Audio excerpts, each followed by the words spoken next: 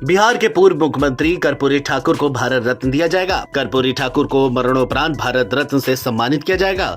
ये घोषणा केंद्र की मोदी सरकार की ओर से सोमवार देर शाम की गई। 24 जनवरी को कर्पूरी ठाकुर की 100वीं जयंती है।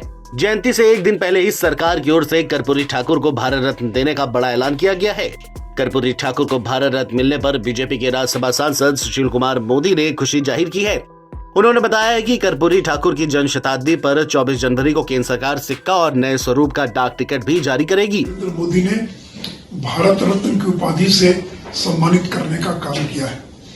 लालू यादव, नीतीश कुमार मांग करते थे कि भारत रत्न दिया जाए, लेकिन जब स्वयं केंद्र में मंत्री थे तो क्यों नहीं दिलवा पाए, और आज वो काम नरेंद्र मोदी ने कर दिखा दिया। तो कर्पूरी जी के सपनों को नरेंद्र मोदी साकार कर रहे हैं। कर्पूरी ठाकुर को भारत रत्न दिए जाने पर प्रधानमंत्री नरेंद्र मोदी ने भी खुशी जाहिर की। पीएम मोदी ने कहा कि मुझे खुशी है कि भारत सरकार ने सामाजिक न्याय के प्रतीक महान जननायक कर्पूरी ठाकुर जी को भारत रत्न से सम्मानित करने का निर्णय लिया, वह भी ऐसे समय पे जब हम उनकी जन्म शती बना रहे हैं। पीएम मोदी ने कहा कि कर्पूरी ठाकुर ने दलितों के उत्थान के लिए उनकी अटूट प्रतिबद्धता और उनके दूरदर्शी नेतृत्व ने भारत के सामाजिक राजनीतिक ताने बाने पर एक अमिट छाप छोड़ी है।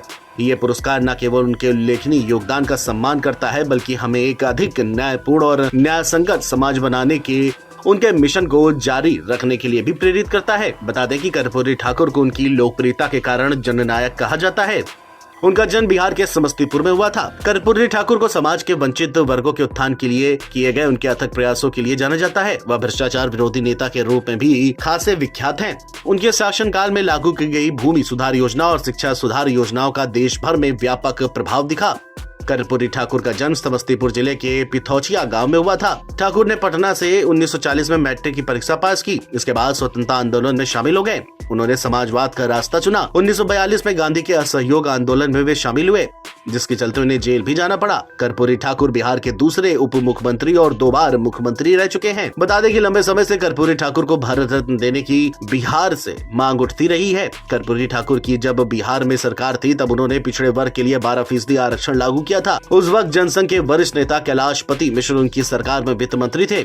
उन्होंने भी कर्पूरी ठाकुर की आरक्षण नीति को समर्थन दिया था। Video desk, NBT online.